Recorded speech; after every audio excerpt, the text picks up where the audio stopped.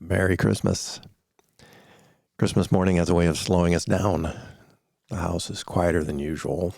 The rush has passed, and for just a moment, we're all paying attention again.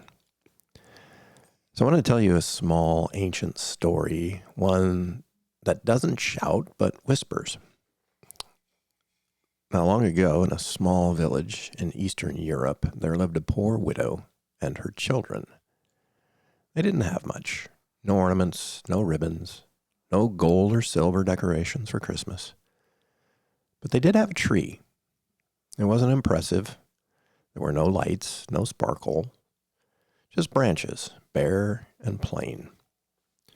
The children tried to decorate it the best they could, a few bits of string, some scraps from around the house.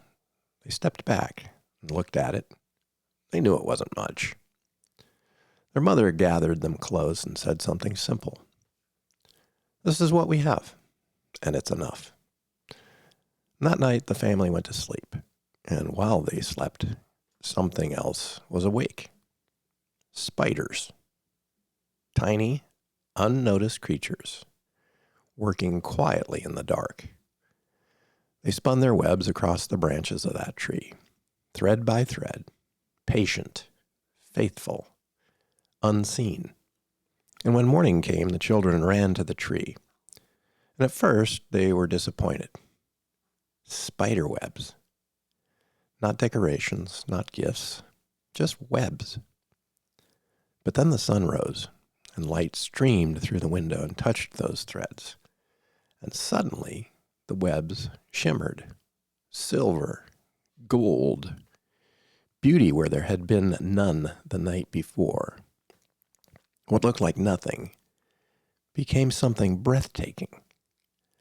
And from that story came a tradition.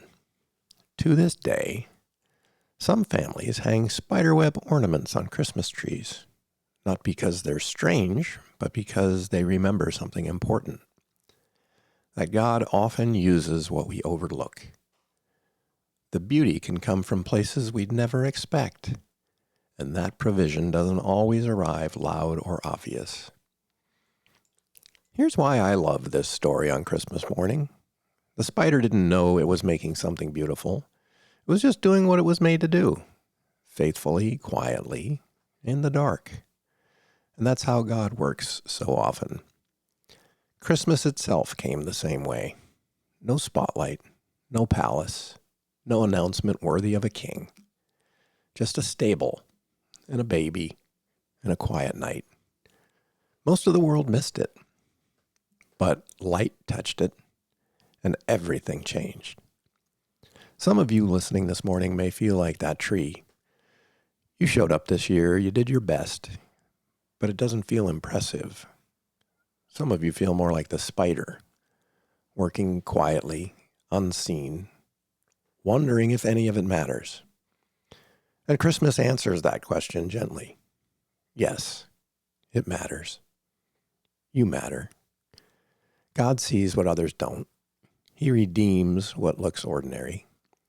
He turns threads into treasure, not always overnight, not always in the ways we expect, but always with purpose.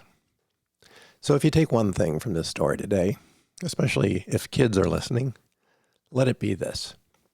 Sometimes the most beautiful gifts are being made right now in places we miss most.